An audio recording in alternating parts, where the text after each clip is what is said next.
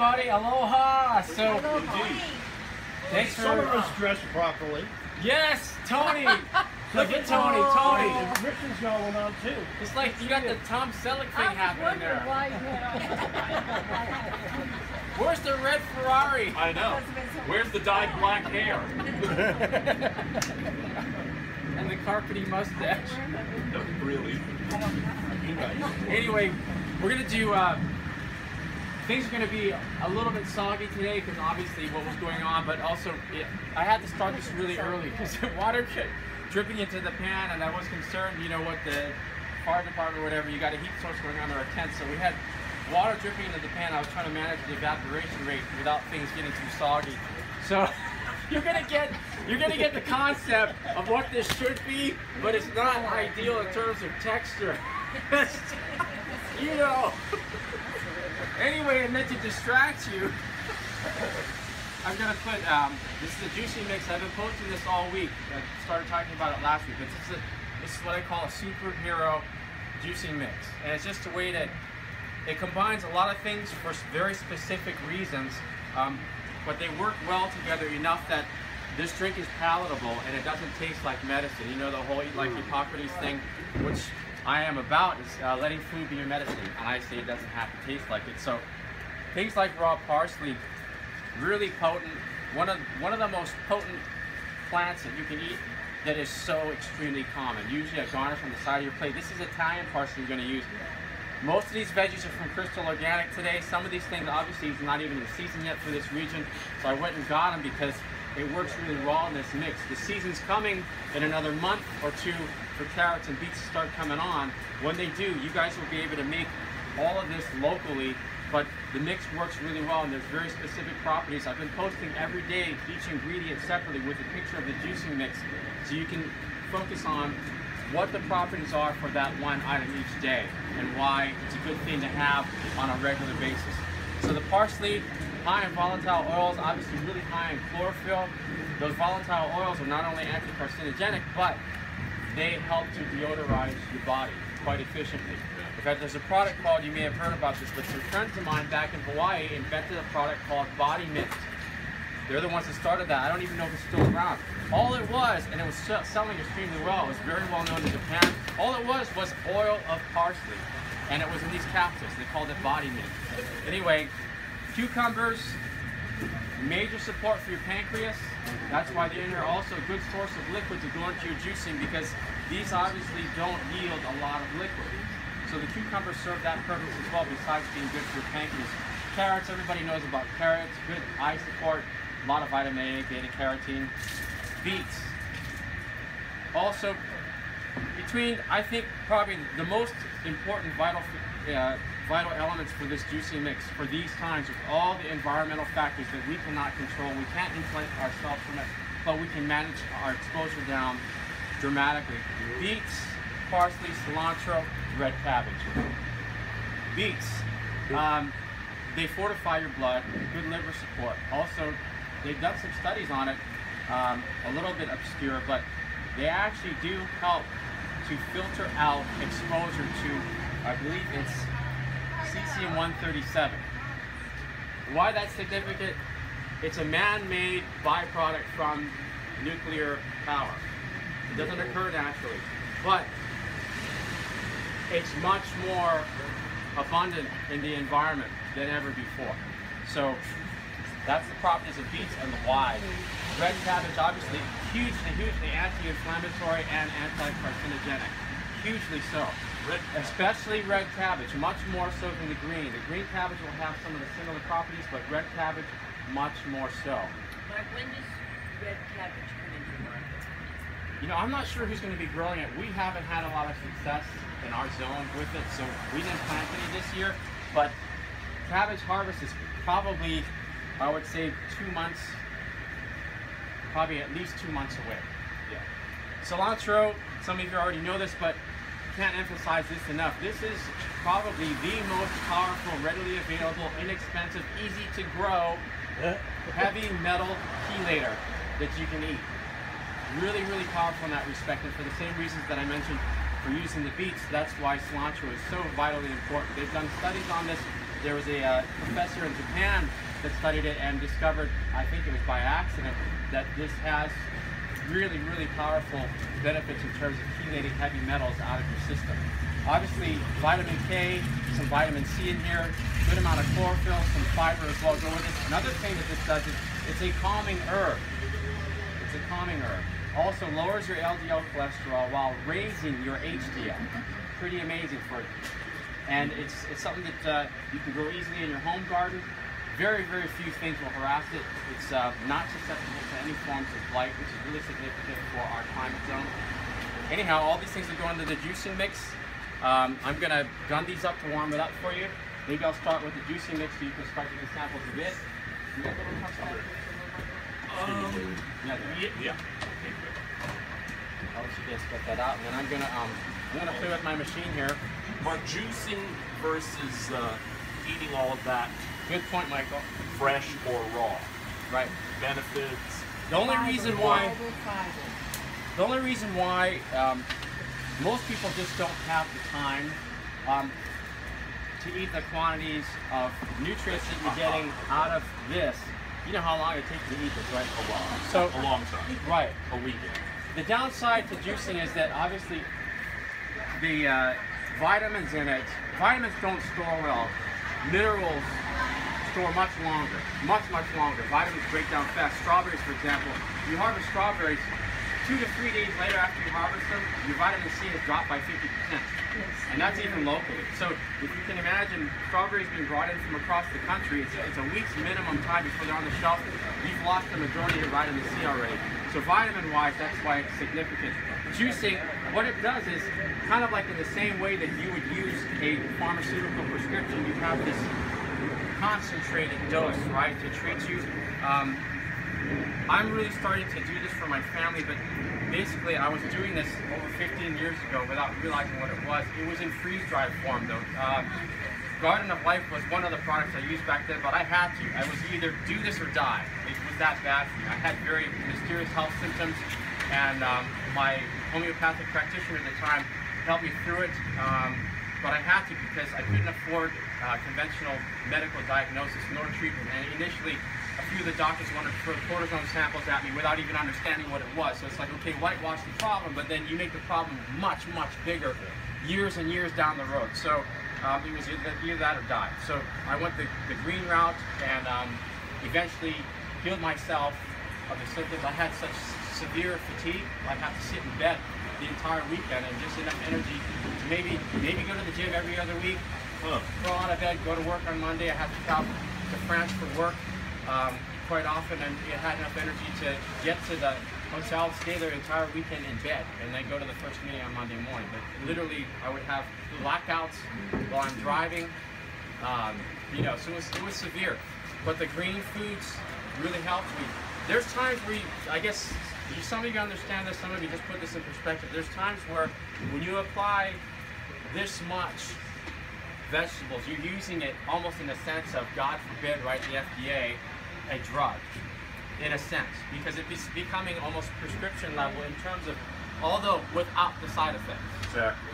Without the side effects and the residues. Now, you can, some of these things, like raw eggplant, some of these things you can overexpose yourself where it can become toxic. It won't kill you, but it becomes very toxic. Raw eggplant, if you have sensitivities to nightshades, raw eggplant's not a good idea for you. So for any of you, if you're going to have this juicing mix, if you have sensitivities to nightshades, then don't have this juicing mix because it won't have some raw eggplant. But that's just an example. These things, when you juice them, you're talking about, you know, I usually make enough to last for 3 days because for the rest of the family, I'll take it out, pour it in a glass. That's about probably as long, 3-4 days, because then your vitamin content's already broken down. It's about as maximum that they keep, but that's why you don't see these kind of mixes on the grocery store shelves, because they don't store well. And if they do, like the liquid chlorophyll you see in bottles sometimes, they've got to put some kind of preserving agent in it. It's coming to the store, non-refrigerated, they've got a really long shelf life, but they have to put some kind of preserving agent in it, so you kind of defeat the purpose because it's not really good for you anymore. What else is in the nightshade family?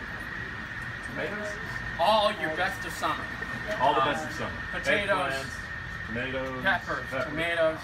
Yeah, the best of summer is your nightshade family. So anyway, those are the reasons why these go together. We're going to also feature Red Earth Organics Hawaiian ginger. We got some of that to go in here. It works really well with this mix flavor-wise, but also ginger, obviously, some of you know, really beneficial for your digestion, very soothing to your stomach. It also tends to drive your body temperature up a little bit, so it makes your metabolism a little more efficient. Not that you really need that with everything else that's in this. It's going to increase your metabolism anyway. So, there we go. And that would freeze well too, wouldn't it? Could you freeze that stuff? You could freeze it. I mean, yeah, you can definitely freeze it. Freeze the juice, and say have it, you know, day and a half later, 3 days later, whatever. I don't know. Or should you just do it fresh all the time? Fresh is ideal, but you know what? I mean, in place of really not a good second choice, better than nothing, right? So anyway, I got kind of a technique I got to use because this Rebel juicer. You guys know about Joe Cross? Who knows about Joe Cross? Fat, sick, and nearly dead. Okay. Anyway, those of you that haven't done a lot of juicing before, look him up. He's really practical. The guy has no background in nutrition. He was a successful stockbroker in Australia. And in order to survive, he had to get off his prescriptions. He finally came to the realization that either I continue this way and die soon, or I start feeding myself with nutrition. He does this really excellent, well done 2 movies he did called Fat, Sick, and Nearly Dead. And he just has a very hands-on, very practical approach. He talks to people in parking lots about what he's doing. He lets them taste his juicing mix. And he gets people to experience the benefits by just talking to them about it. You gotta go to a Walmart parking lot. Yeah. Oh, yeah. That's basically what he did. He went to truck stops.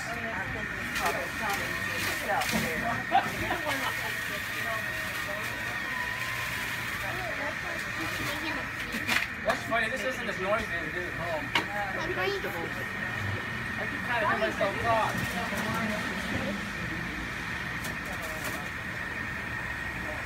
I gotta roll this up in here because when you use this juicer, the leafy stuff kind of scatters around and it doesn't pass through well. Yeah. Trial and error, right?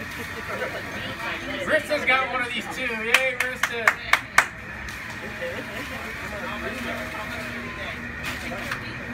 Anyway, for those of you over there watching YouTube, for you like the properties, Rista and Tony are wearing their Hawaiian shirts. How's that?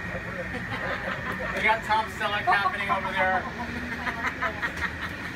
Hilo Farmers Market hat there. I love that. Big fans, big fans.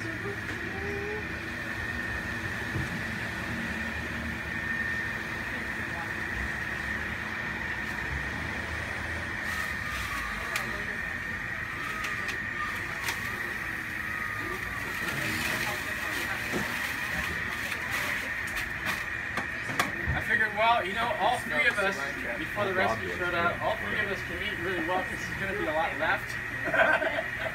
So it's like, wow, this might be enough now.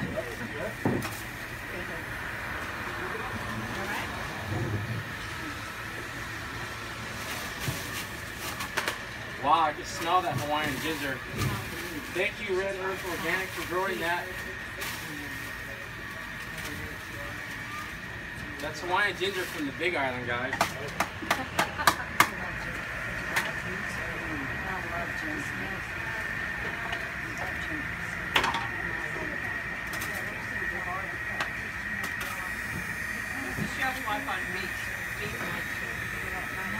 You know, you put them in your crisper bin, and I mean, you can for over a month.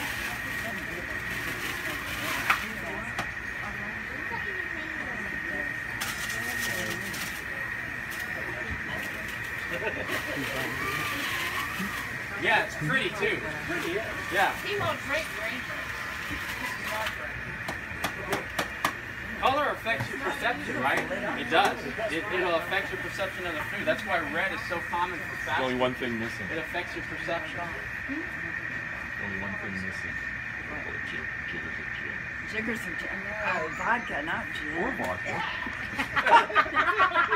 Gin? I don't know how gin would work in this. I mean, you could try. I love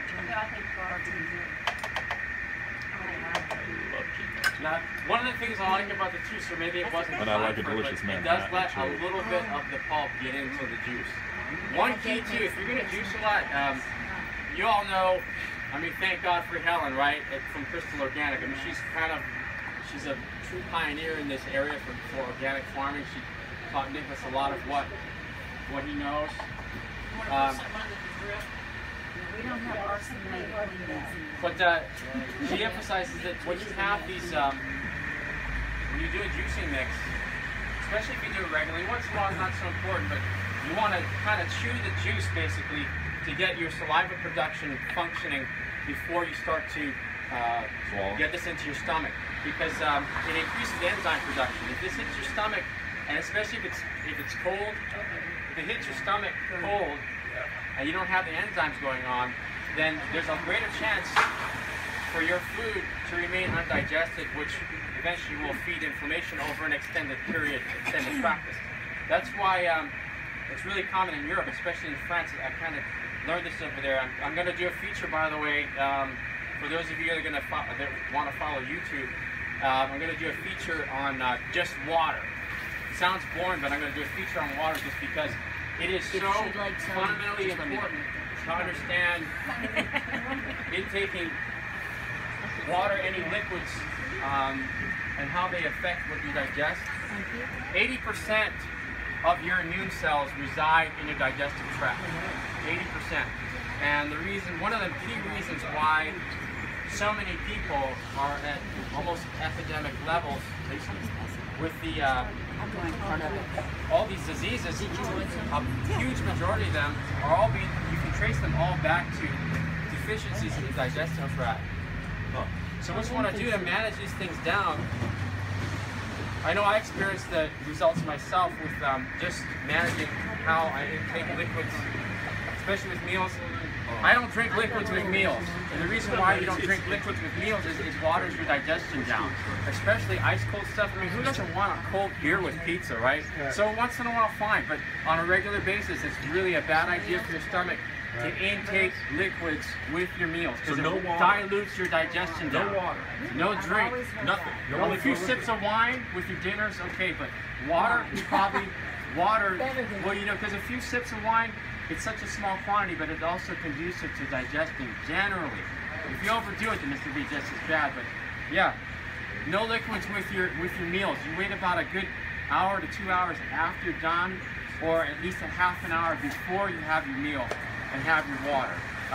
Rista knows about this. Food Babe talks about a lot about it, but there's a lot of Asian cultures that just as a practice, they've been doing this for probably centuries. They start their mornings off with a couple of big cups of warm tea. Stimulates their digestion. They're not drinking that with their meal. Anyway, that'll be on the next video in the next month. Here, everybody got some? No, I didn't make enough to go around the market. I'm just making something for the tent. I think we've got enough, Mark, because we've got 6 here already. Good. I'm going to gun this up and heat it up.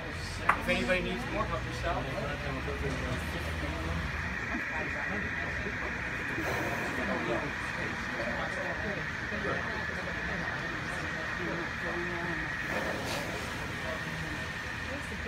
Mark, what did you make? I was just about to do my fire knife dance there, everybody. These knobs are really sensitive. Make it look deliberate, right? Anyway, this is fennel bulb with fennel seed, coconut cream, and shiitake mushrooms. It sounds a little bit bizarre, but I came up with this idea when I was out picking stuff in the field. When I was little, I was fortunate. My dad raised us with a platinum plate and a silver spoon. So this is way back. But, you know, we got to eat pretty rich. And I don't eat like that anymore. But I remember one dish I just absolutely enjoyed that I haven't had in 20 years or longer was there's a French fennel liqueur. And they added that with obviously the other components for a good escargot. It's basically garlic, butter, cream, But then they added this fennel liqueur to it. And I figured, you know what? I don't eat escargot anymore. But I thought maybe the shiitake would work as a replacement because any mushroom, for the most part, it brings a meaty quality to the flavor of your dish. It's a nice way to reduce your meat intake. I'm not vegetarian, I'm not vegan, but too much meat doesn't like me. Most of us were not designed that way. Look at the China study, and that'll kind of tell you all the reasons why. This is hard evidence. It exactly paralleled statistics that were taken in Germany. Pre-Nazi occupation, during Nazi occupation, and after Nazi occupation. So you can't argue the science there. But it basically, it arrived at was 20% of your 20% of your total caloric intake being from animal products. When you exceed that in a dramatic way, in a significant way, disease rates start to go up across the board. What's in that mushroom? This is shiitake mushrooms with a little bit of organic butter, fennel seed, sea salt. This is a very, very simple recipe. Sea salt. And then I've got the coconut cream in with the fennel bulb. One thing I did forget today with hasty preparation was the organic vegetable broth. I add about maybe a quarter cup to this to just enhance the flavor a little bit. So that may be noticeably lacking, but anyway, you know, I mean, here we are. It's like, it was a little soggy, you're here. There you go. All right, so let's eat.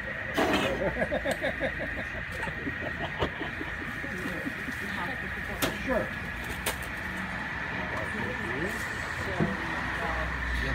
Everybody got forks back there?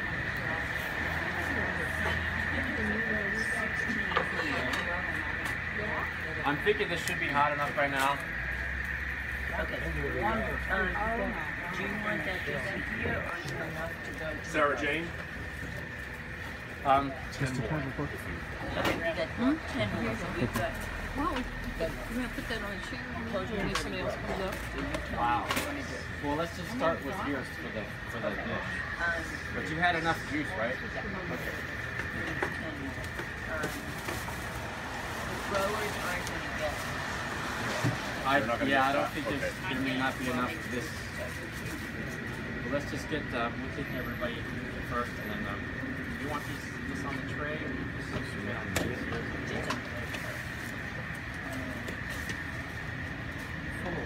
How do you feel about pasta? No, In addition. you eat your vitamins. That's the way I mean, really. But what if we get? If you're getting now here's a good point you brought up there, because 85% of the U.S. soil, we're probably in all of the Western world, our soil is probably in the worst shape regarding trace minerals. You can grow beautiful organic produce, visually impressive, without the balance of the trace minerals, but it's going to be like eating a hollow shell. You're not going to get the nutrient profile that you should. So it's really important. That's one thing that Nicholas does. Not everybody has to do it. It's not mandated by USDA to be organically certified. You don't have to add trace minerals to your compost or to your fertilizer. We do that at Crystal Organic. I'm sure a lot of the other farms here do that. But that way, you're getting produce that's supposed to have the nutrient profile that it was created to be. Mark, Yeah. what would they consider the serving of the juice? About how much? You know, I'm glad you brought that up. One thing you want to keep in mind is if you're gonna start juicing, obviously this is a convenience-driven society. So if you just simply aren't going to have the time to eat the raw version and chew it, then this is the next best thing. But if you haven't done it on a regular basis yet, especially things like beet juice, beet juice for some people can be an extremely, shall I say, powerful experience. Oh, come on. So Really? Drink it all the time, it doesn't bother me. it doesn't bother me either. But for some people, you know, I've been warned by some vegans here at the market. So if you don't drink this regularly, it can really clean you out. But start with a quarter cup, and then have that on a daily basis. But remember too that chew as you introduce the juice, or even better yet, chew a little bit of whatever you're making the juice from. Grab a leaf or something, chew on it while you're juicing it. And I purposely leave it out on the counter while I'm making the juice because I always forget to take a little bit out and chew on it while I'm making it. So I leave a piece right there in front of me so it reminds me, okay, should be chewing on that while you make this, and by the time you start drinking it, it's there. Does everyone here got it? Yeah, Riston? Yeah, it's very important. I'm glad you love it, thank you. It's very important. I tried to keep the cards dry, so here they are for you all if anybody needs them. It's very important to tell people to drink juice like that on an empty stomach. Do not put it on top of the Yes, food. exactly. Good point, Riston. Just like we were talking about how you manage intake of liquids with your meals, juicing is liquid. A lot of nutrients, but it is liquid. So if you're going to have juicing for that purpose of getting your nutrient balance, even for, this is more so not just about nutrition, it's about preventative maintenance. If you go to that, now this is not, there's so many other movies out there that are done documentary style. This one just particularly was done so well, it actually has some entertainment value to it. It doesn't get scientifically technical so that you start to fall asleep on it. You got to repeat it 7 times to grasp what he's saying. He did an excellent job, but it'll keep you encouraged in staying on track with some kind of juicing program. Look up Fat, Sick, and Nearly Dead, Joe Cross. If you Google him, it's really easy to find. I think you might be able to just pull the whole movie up on YouTube, but it's excellent, really well done, extremely encouraging. They take truck drivers right out of the truck stop, and it's one guy, Phil Staples. Phil Staples, he's one of my heroes. I love the guy. But the guy was like 430 pounds. He was at death's door. He knew he had to make a change, or he was going to have to put himself in the ground. So we're not at that point, but I'd rather be able to help you guys while you're at this stage instead of getting to the point where maybe outwardly you may look okay, but inwardly you could be like I was 15 years ago and be ready to find me a hole in the ground because I'm going to go. So that's not a way to live. We don't have to. We don't have to. So yeah, I'm gonna put this up on YouTube and it'll go to you like Hippocrates.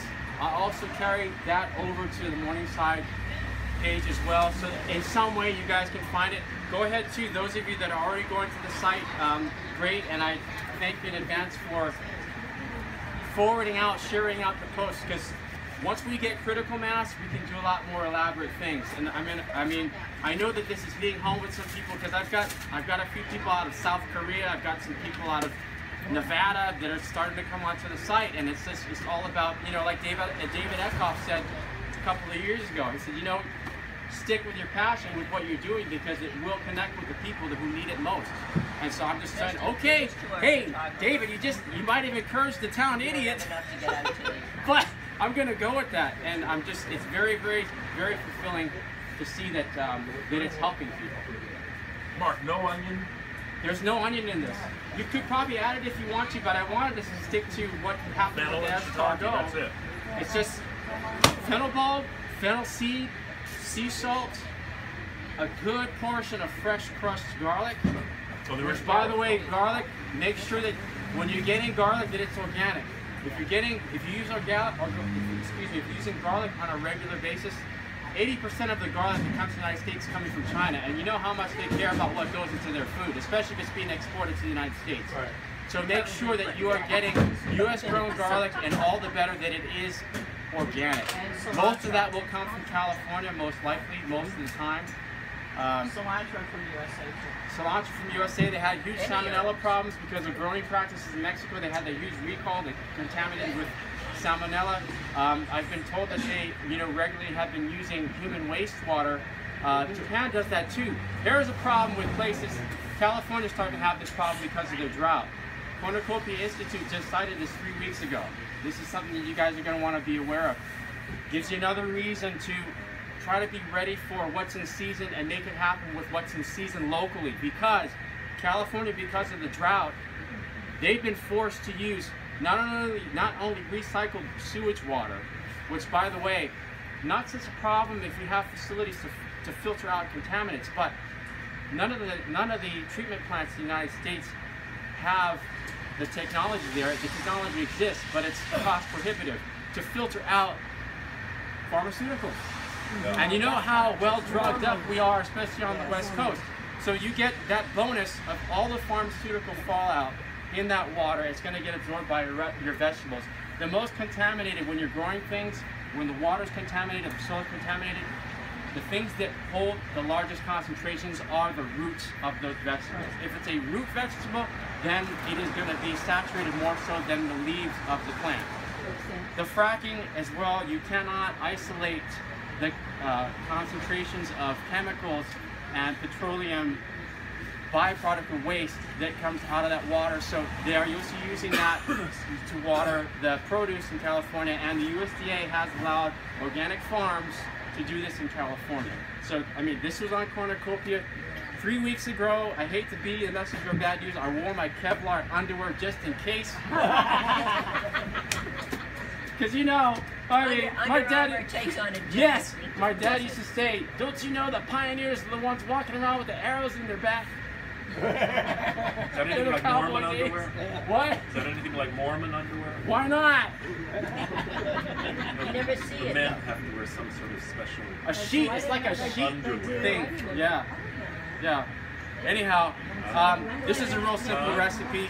The texture should be a little more crisp, but I had to start this much earlier than... Yeah. So, when did fennel bulbs come? Fennel, what we have in the ground, we're probably, I would say, probably 2 months away from the fennel harvest. You have fennel most of early the farms summer. here grow it. You have fennel early summer, don't you? Yeah, we do have a window to grow it early summer. I bought it here in the early summer or midsummer, something like Yeah. that. I don't know. Oh, by the way, what I used on the fennel, you know how you have the really thin, stringy leaves on the branches, and they usually are bitter. I haven't found a way to make those work, so I cut that off of the plant. But the thick part of the branch all the way down to the bulb, use the whole thing. Make it work, the whole thing. So that's it, guys. Hope you enjoyed.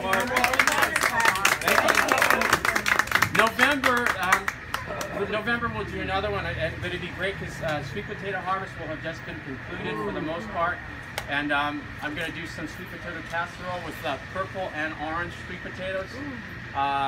A few other things that are, you know, relevant along this line too, about not just the fun foods for Thanksgiving, but also just try to keep focused on the foods that are purposeful, that are preventive maintenance for you. But like this, I mean, I think the flavor was so rich in this, it was really similar to what I had experienced with the escargot, yet there's very little butter, and I didn't invite the bacon.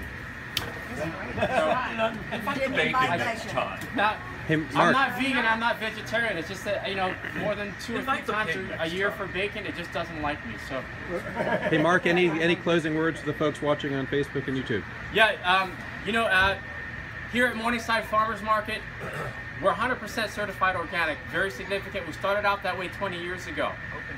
Crystal Organic is one of the founding members. Every Saturday, though, we're here. As long as the roads are open, even a severe winter, as long as the roads are open, we have a room that we can meet in so that when we open a box of lettuce for you, it doesn't freeze. 8 o'clock to 11:30 are the winter hours. Right now, for the remainder of fall, it's going to be 7:30 to 11:30. Aloha, guys. Peace and healing. Thank you, Mark. Lui. Yay!